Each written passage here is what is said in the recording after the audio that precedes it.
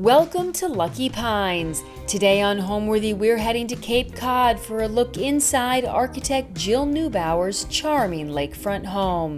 As a lover of modern architecture and all things sentimental, the interior of Jill's home features a variety of raw materials, which are counterbalanced by the warmth of pine tree trunk columns and floors. Plus, you'll see colored plaster and eclectic furnishings. Over the years, Jill has tweaked and tinkered with the property to create living spaces that celebrate togetherness and evoke the nostalgic feeling of being at camp.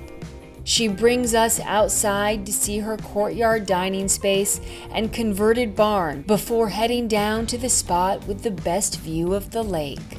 Enjoy! You're watching Homeworthy, where we believe every home has a story. Before today's episode, click the join button below to support all of the storytelling we do on this channel. Our growing community of members help to directly fund more videos so we can capture these extraordinary homes from around the world. So join today to receive early and exclusive access to new Homeworthy videos. Hi Homeworthy, I'm Jill Neubauer. Welcome to my home, Lucky Pines. You're on Cape Cod, and I look forward to showing you my home today. Come on in.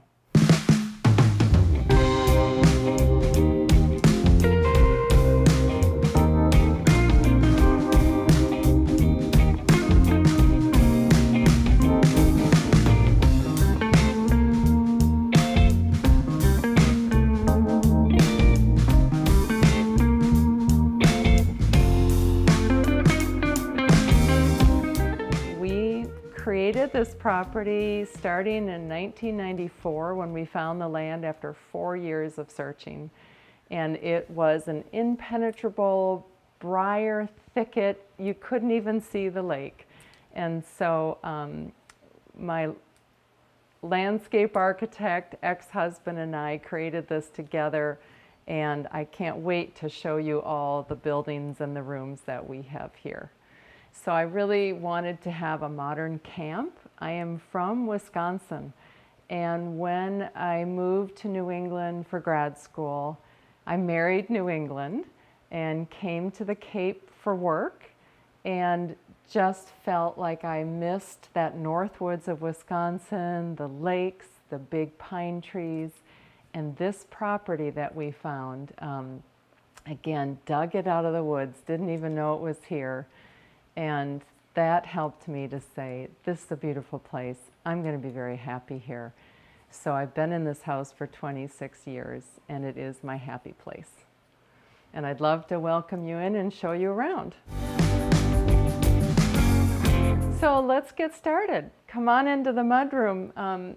This mudroom is old chalkboards that we reclaimed from Western Mass. And they even have the school board rooms on them. And my girls drew this on here probably 25 years ago, and we've been careful not to wash it off. And one Christmas, they drew the horse on here.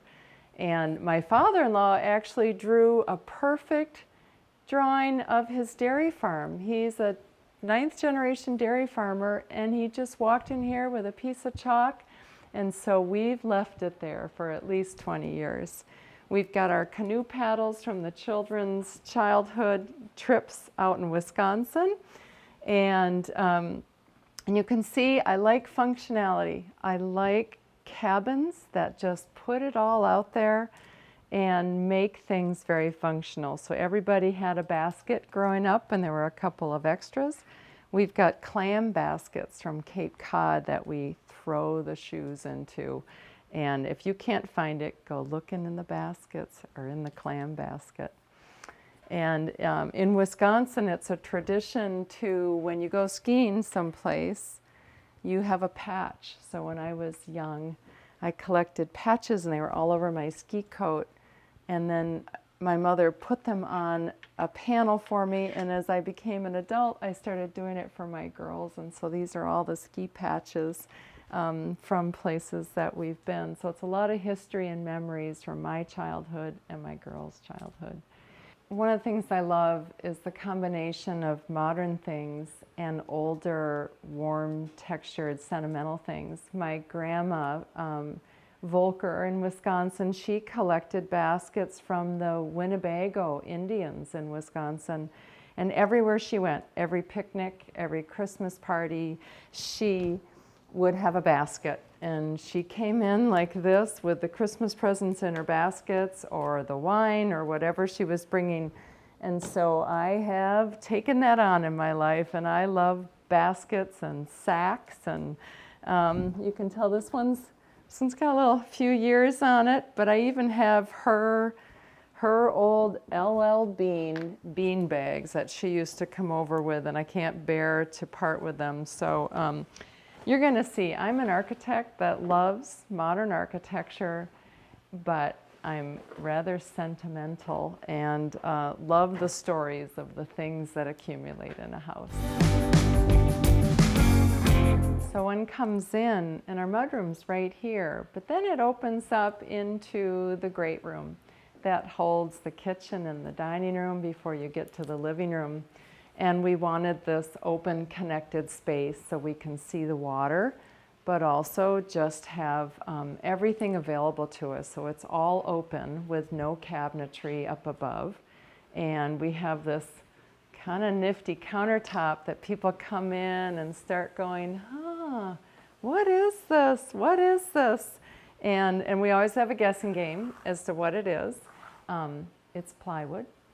And when we were about to finish the house, we had 2 little kids. We didn't have enough money or energy to make the countertop out of concrete, which is what we were hoping for. So we said, let's paint some plywood. We'll put it in for 3 months, and then we have money and energy, we'll change it. And that was 26 years ago. And we love this countertop. So that's one of the pleasures of this kitchen. And it certainly isn't precious.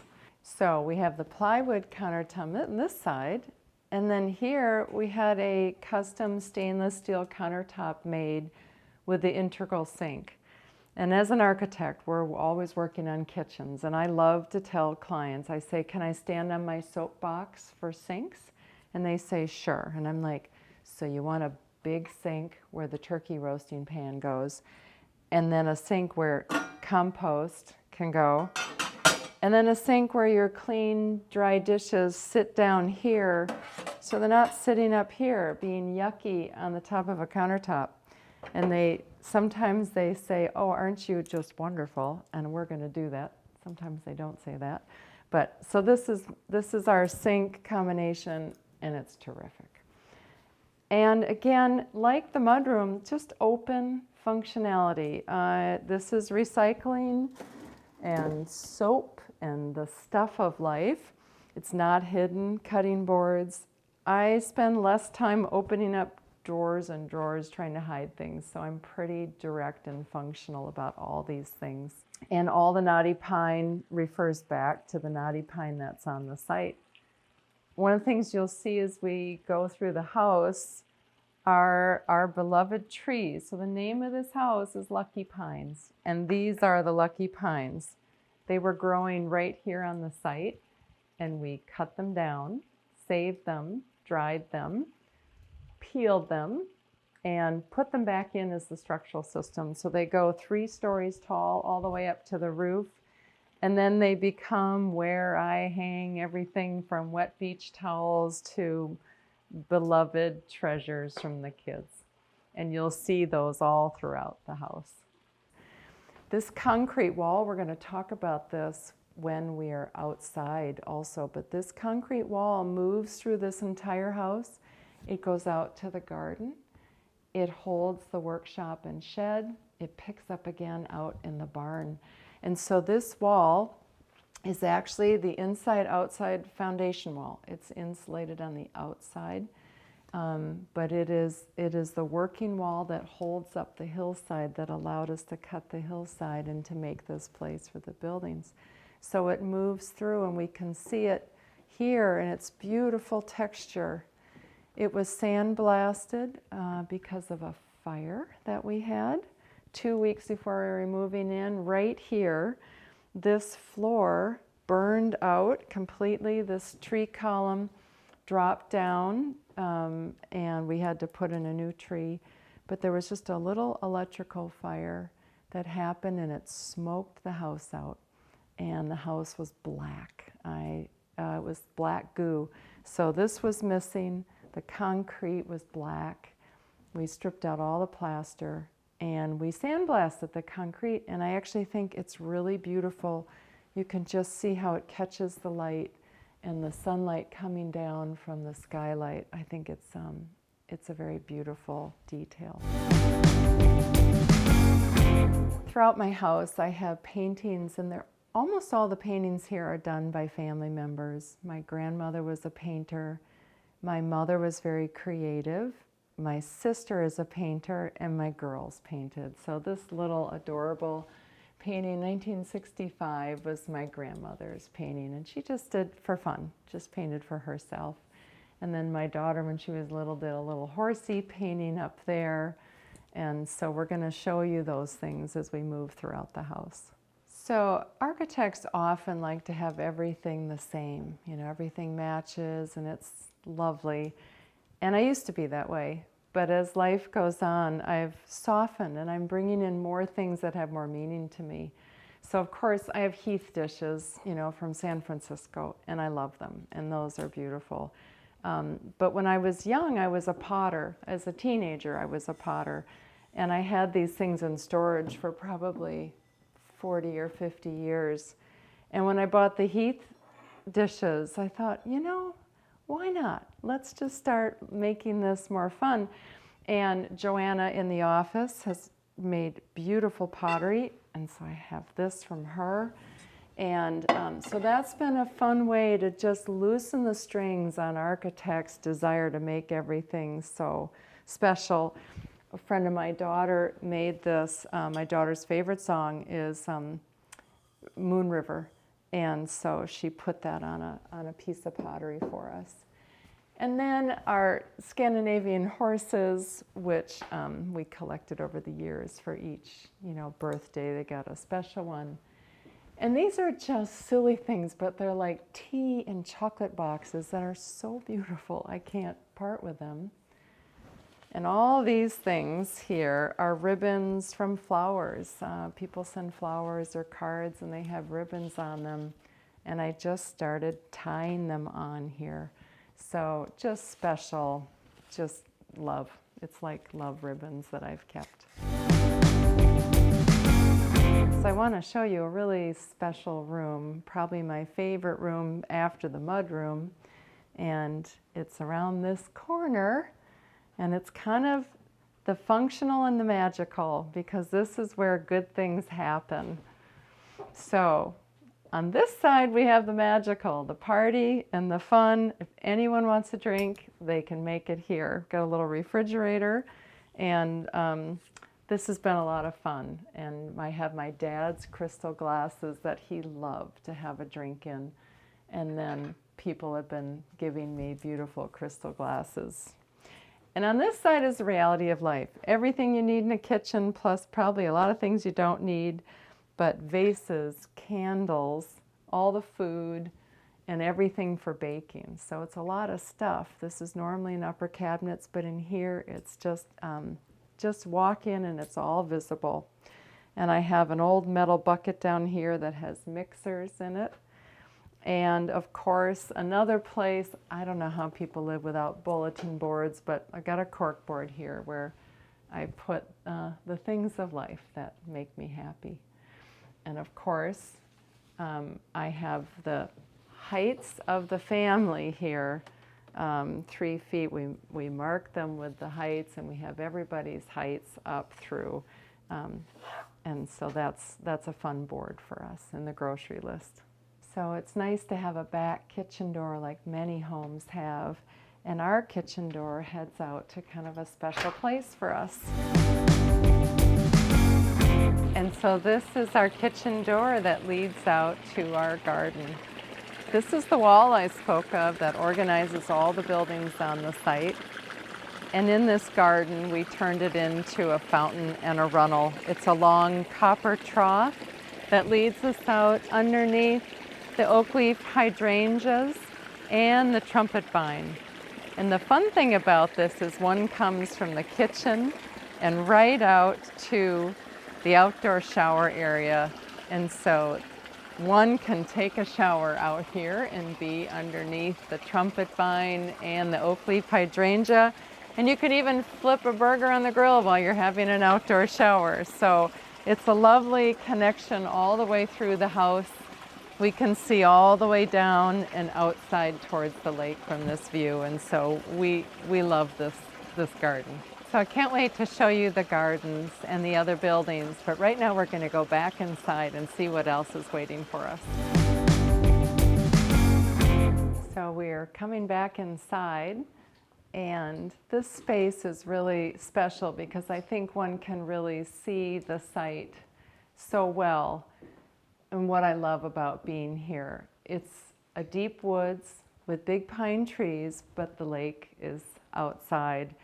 And the orientation of the entire house isn't straight on to the lake, it changes with each room. And so this little angled out bay helps change one's view and orientation towards the water.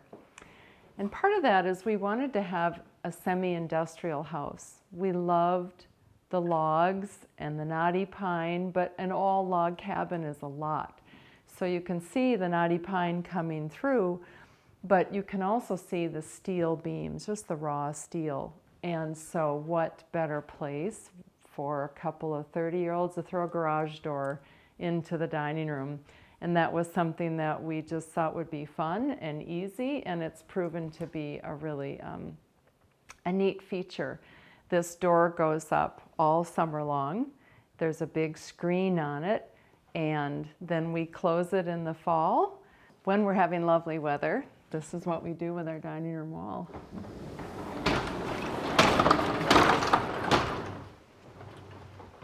And then it stays there most of the summer. We've got one screen here, and that stays all summer. And then in the fall, that comes off and some storm panels goes on, and we close the door.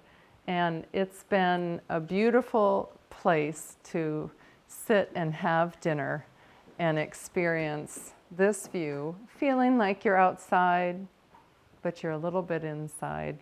And we love that juxtaposition of the warmth of the pine with a little bit of industrial character in the house. And this bench is a place that my daughter, she claimed this as her own. She sat here and did homework every night during high school, and this was her spot to sit with the kitty cat and to have that view. So we feel like this is very special. These chunks of wood were reclaimed from Katamet sawmill, and we just stuck them in as big chunks of wood. So it's a rugged place with some knoll chairs that were the originals that we had reupholstered. And so again, the velvet with the chunky wood and the industrial door is just that combination of all the things that make it warm and rich and interesting for us. Over the years that I've been in New England, which is now almost 40, I've enjoyed spending a lot of time in Vermont. And this sign we found at a junk sale. And what's neat is, what I first noticed was camp lot for sales, which is what this place is like. But then underneath it, the original sign said Fairbanks Scales. And that was a business up in Vermont. So somebody had taken a Fairbanks sign and decided, no, we've got camp lots for sale. So we picked that up, and I just love the Vermont piece and then the Lucky Pines camp reference. We've got a few more things like that in the house that I look forward to showing you. Oftentimes when I'm setting a table, I am taking pine cones that I've collected on trips. Some of these pine cones come from my grandmother, the painter, who loved the West. So back in the 30s and 20s, when she went out west, she would collect pine cones. And then we, out hiking, when we found antlers that deer have dropped, and we just cherish them and bring them home. And then all these ball jars that have crocheted elements over them. Girlfriends got together and we did these one night, and I don't know how to crochet, but they helped me. And so I've had these for years, more than 10 years, and just keep putting new candles in the ball jars. These are antique napkins that happen to have my daughter's initials on them, just coincidentally, E.L., Elizabeth Louise. And so those are very sweet. Again, just bringing together natural, fun things that have meaning for us. That's a really important part of how I decorate the house. So as we move from the dining room and kitchen space, we wanted to have a little separation between these spaces and the living room. Again, we wanted every room to have a different relationship with the water. And so we created this freestanding concrete wall that has the fireplace on the other side. But what it did is it gave me a place to have a wall of a live, moving photography collection. And so I've taken photographs that come up and letters and things that I just love. And I get to live with them every day and pass by them and pause and read them. So the wall has the strength, and then the special things hang there as these memory pieces. As an architect from Wisconsin, Frank Lloyd Wright is central to my core spirit about architecture, and I've always loved this lamp that he designed. And there are many versions of it in his home in Taliesin as he experimented with its design. And I fell in love with it as a 20-year-old. And about 15 years ago, I said, that's it, I'm buying it.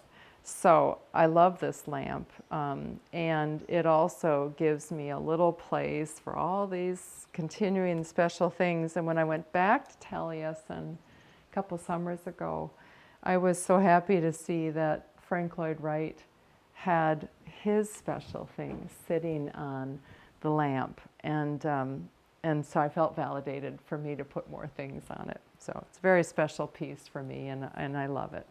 So with this concrete wall and all the other walls on the first floor, there are very few. You'll see that none of them meet the ceiling. And we did that so that the entire envelope of the first floor floats freely, and that the powder room, the pantry, and this wall, which are the only elements in this whole first floor, they come up to a little more than 6 feet. And so as we come around this wall, we see how then the space opens up, but this light flows over from one side to the other. So we're coming into the living room, which has its own special piece and relationship with the landscape that I look forward to having you see. We have a Malm fireplace from California, a classic modern piece, and then raw steel that makes the fireplace space. So non-flammable, but also rusty and black like gunmetal, and you'll see upstairs why the gunmetal is special to me. But I love how the fabric, the rust, the pine floors, and the concrete all come together and balance each other out with heat and cool and hard. And these floors, you can see how warm they are. They are resawn, reclaimed, antique yellow pine. We have a local sawyer here that reclaims things and made these floors for us. And then they're oil covered, so you get a very rich ambery color. And it's just very pretty with all the textures. This corn crib wall behind the sofa is coming from my background in Wisconsin, that corn cribs are on most farm properties, and so we like the idea of making the barrier between the living room and the stair that goes down to the lower level, but again, having the wall not meet the ceiling. And so now you get to see the pine trees outside, the steel beam, the pine columns, and then the artwork. So all this artwork is from family members. Again, we've got Grandma who loved to paint. This one is from 1949, and she liked to take calendars and then paint the image from the calendars, and that's what this one was. But I love geraniums. She always had geraniums. And then my daughter liked to make things when she was in high school, and so these are her pieces and her little paintings and explorations. And so we're very fortunate to have those. So I think what I really love about this space is that I can see the kitchen and the concrete wall and the window outside, but it's cozy, and then it lets go in the corner, and we get this moment of glass that gives us a lovely view to the woodland and the lake. And during the winter we can see the lake fully. During the summer it's a little obscured. And then we put the piano here so that Lizzie had the prettiest spot to sit and play as a young player.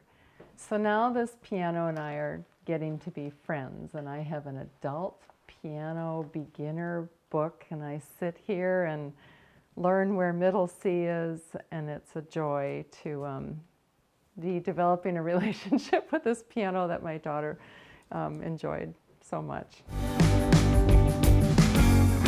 So as we move from the living room to the library, you see another painting. This is by my sister. She painted it of my girls, and I just treasure that. And the old record collection from the 70s, and macrame from my girlfriend. And we come into a room that we added in 2008. So about 10 years after we built the house, we added on this library. It created an art space downstairs, and then it created, this is my favorite room to do work or read. It was just a library before COVID, and then during COVID it became an office, so it was a lovely place to work. And again, many sentimental things. My great uncle's fishing gear and turkey calls. So just a very warm, emotional space for me that is filled with beautiful things. And then again, I get to turn around and look at the lake. So every room has this corner breakaway of the windows to connect us with the lake and the landscape. So we've collected these things over the years in special places. That kiln came out of a client's house. Then I bought this one. Of course, I was out west, and I just love hides. I think they're very beautiful, and I honor the animal that made it possible. This was my grandmother's footstool, and she needle pointed it, and I've just kept it forever. And then when we bought our little house in Vermont, we bought it furnished. An elderly man, Mr. Brown, left it, and this chair was there. And I have to say, it's the most comfortable chair. I love it. And we brought that down from Vermont, and we brought the birch trees down from Vermont and made the columns for the bookshelves and the table. And then again, just milled up plank pine from a local supplier and made a simple table that again, makes me happy with the memories that it has. So I'd love to take you upstairs and show you more of the things we have collected over the years. We're going to take our concrete wall with us as we head up. So we come upstairs and we're going to show you plaster in this house. There is no paint. We just have colored plaster walls. We have the rusty color, and you'll see this ivory sandy color, and then I'll show you the green in the girls' bedroom. But I also want to talk about, as a liberal Easterner, and you come upstairs and here's a gun collection.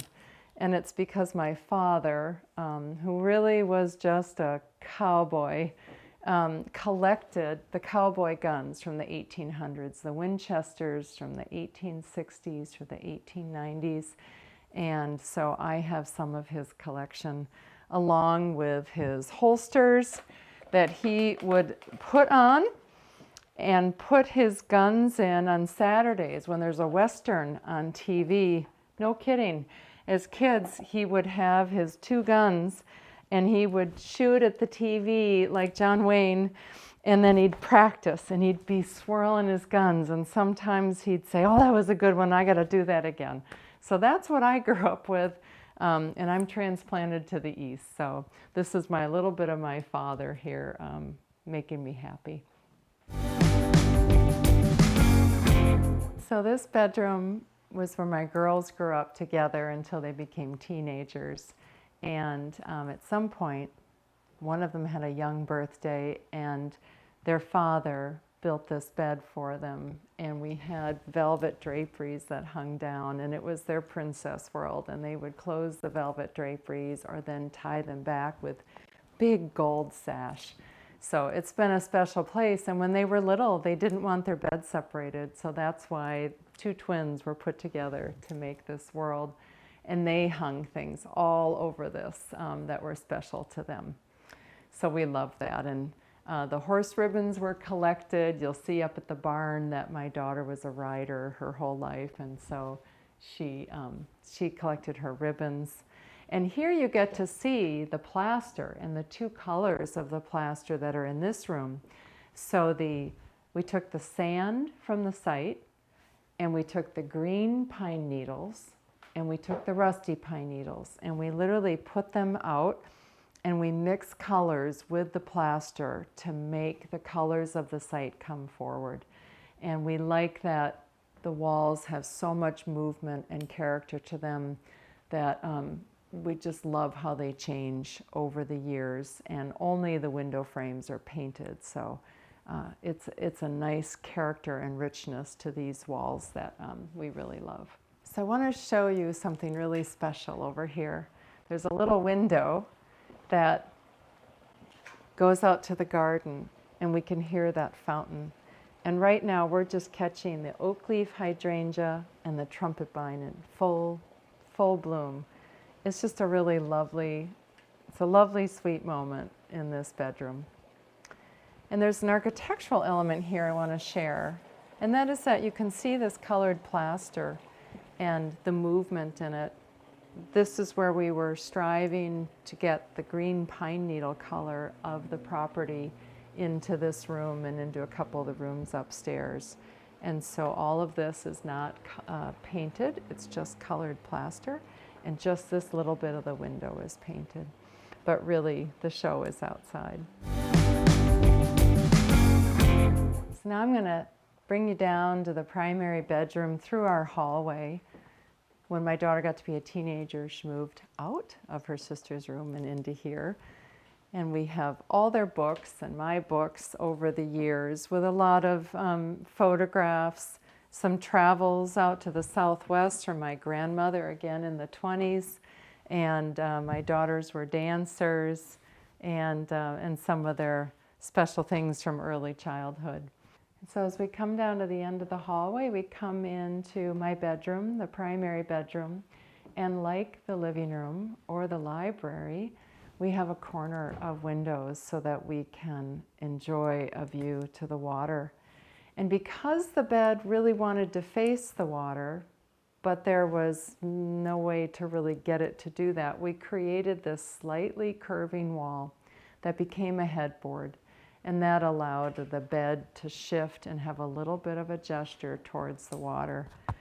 And again, you can see the colored plaster in here with the juxtaposition of the rusty colored plaster of the rusty pine needles. And it's that green and rust that we have inside the house because it was outside the house.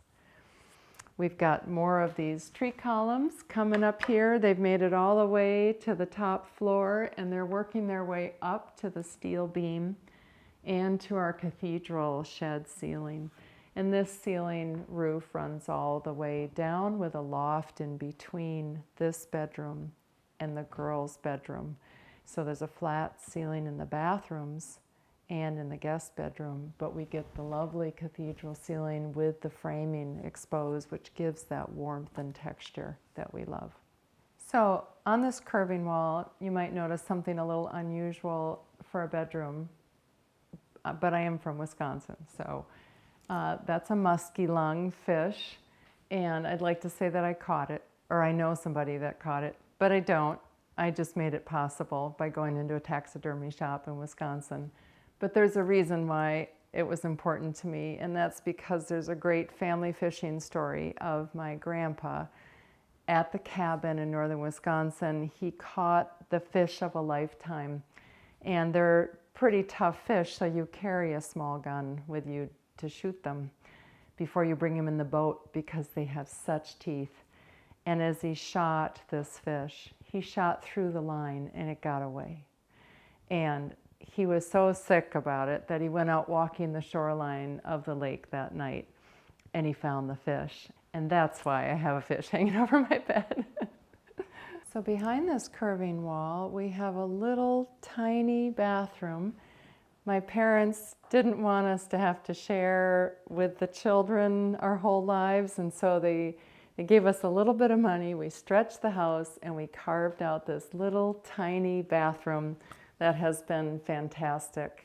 And what we do love is that it is the back of the rusty wall. So it's a very beautiful shape that leads us into it with a shower and the water closet. So this little space feeds down into here where the chimney from that Malm fireplace that you saw in the living room, it had to go somewhere and we don't have any thick walls to hide it in. So it runs right through the bathroom and puts off a little bit of heat and has a steel plate on the floor.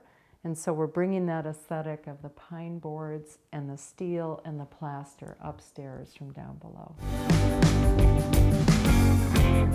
So it looks like the weather has cleared, the sun's come out, and I look forward to showing you the gardens and the property here that make this place so special to me. And the first place we're going to go is to the garden that sits between the house and the workshop. What I love about coming out into the garden is that I'm in a space between the house and the barn, and then between the workshop and the house here. And we built this workshop, which became a guest room, as the first building. And that was the workshop that helped us do some of the work to make the other buildings. And it's this in-between space that's become this sanctuary for us. And there's this arbor here with the trumpet vine. This is New England, this isn't Hawaii. So it's even more amazing how happy this trumpet vine is. And when one goes underneath the vine into the arbor, at nighttime it has these lights. It's just a beautiful place with the fountain in the background creating that backdrop of sound. And so I just feel so lucky to be here, of having this space that is both built and architecture, but landscape. It seems to me this perfect outdoor room that feels like quite a sanctuary. We've had beautiful dinner parties here, and I'm glad to share it with you. So as we leave this garden, we're walking along this rustic building that's become a lot of wonderful functional things for us. This is our workshop, and this is where we park the cars, and that's kind of bicycle and toys and things. And then you can see why I fell in love with this property. You know, our magnificent big white pines. And we have our firewood in this building where we keep the tractor sometimes, and our kayaks. We love to kayak. And what we're going to do is take you up and show you a really special room that we tucked in above this workshop. But we're going to wait a minute because we're going to come at it through a little secret garden. So I promised to show you a secret space that we made that we really treasure. So come on up and we'll take a look. So we're coming up. This is the workshop from downstairs, and it's behind here. But we're going to keep on going and take a look at what we've got. Just watch your head. So when we originally built this building, it was just the wood storage area for the workshop below, and there was a trapdoor hole right here. And I was left up here at the top of a ladder, and the ladder was taken away. By the time he came back, I said, let's make it a guest room. We've got 2 weeks till everybody shows up for Christmas. So we did this, and we put in a little half bathroom because you can use the outdoor shower during the summer. And we've got this rustic, charming little guest space that everybody loves, as long as you watch your head when you come through. So now I want to show you one more space in this landscape that's very special. We're going to take a little walk through the woods. So we're up above the garden, and we have this oak leaf hydrangea hedge on this side and the woodlands pressing in on this side, and we've carved out this little treasure of a pathway that gets us from this upper workshop down to another little special place I can't wait to share with you. So this is the pathway to get down to swim in the lake, but there's another pathway here I want to take you down. So about 10 years ago, I was driving across the country with my daughter, and we stayed at Moab under canvas. And that was magical. What an incredible place. And I came home and said, I need my own canvas. I need my own Cape Cod under canvas. And so we created this. We've got a little fire pit down here. And then we've got what I think is the most magical bedroom on the property, a place that guests fight over as to who gets to stay in this versus up in the love shack. And here you are, welcome to the Glamp. Let's take a look inside.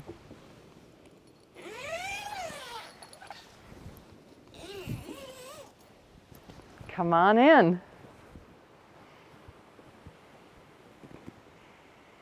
So when I came back from that trip out to Moab, I sketched up a tent and went looking for a company that would sew it for me. So the Denver Tent Company sewed this up for us, and then we built a frame from the locust trees on the site, and we dropped this tent over it every springtime, and we can zip it off in the winter and put it in storage.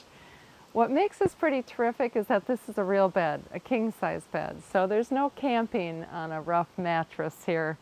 It's pretty luxurious, and there is nothing like waking up and having this view of the water, or better yet, taking an afternoon nap down here. So this is my summer magical space at Lucky Pines. So being an architect on a property is fun as you get to add buildings. And my daughter was born looking for a pony. I was more than happy to help with that interest. And so this was the last building that we built on the property, and it is our barn. And for 20 years we had horses in here.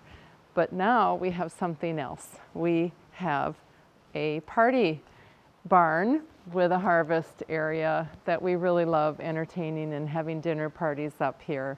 But there's a little room here that still holds the memory of the horses and all the fun that went with that. We would have pizza parties in this room on Friday nights. The family would get together, have pizza, and sit amongst the saddles and the tack and play cards. Being a residential architect and sitting here on this property is a phenomenal experience, because being a residential architect means that you meet people and you see their land and you meet their family, and we make buildings out of the stories and out of the landscapes. And Lucky Pines is my story, and it is my heart place where this landscape brought me back to my roots, my emotional and visual roots of northern Wisconsin, and we made a home here. And I think as a young architect, it's such a rare opportunity to be able to design and build your own home. And I had a great collaborator, and we built this place piece by piece and idea by idea, but always holding to what I needed visually and what I needed as a soulful place. So as a residential architect, this is my home, and I love it here because it anchors me to the landscape, and it gives me such a sentimental, emotional place where all my memories of raising children and sharing this with family are here. And the campiness, the modern components, the great pine trees, the glamp, it's all a treasure of memories and visual richness for me. So home means making a place that captures all of that for somebody, for everybody. And I'm so grateful I was able to share it with Homeworthy. Thank you, Homeworthy, for visiting me today at Lucky Pines. I'm so grateful to share it with you, and I hope that Lucky Pines has touched your heart the way it's touched mine. Until next time, take care. Thanks for watching. Be sure to go to homeworthy.com for exclusive content, shopping guides, and so much more.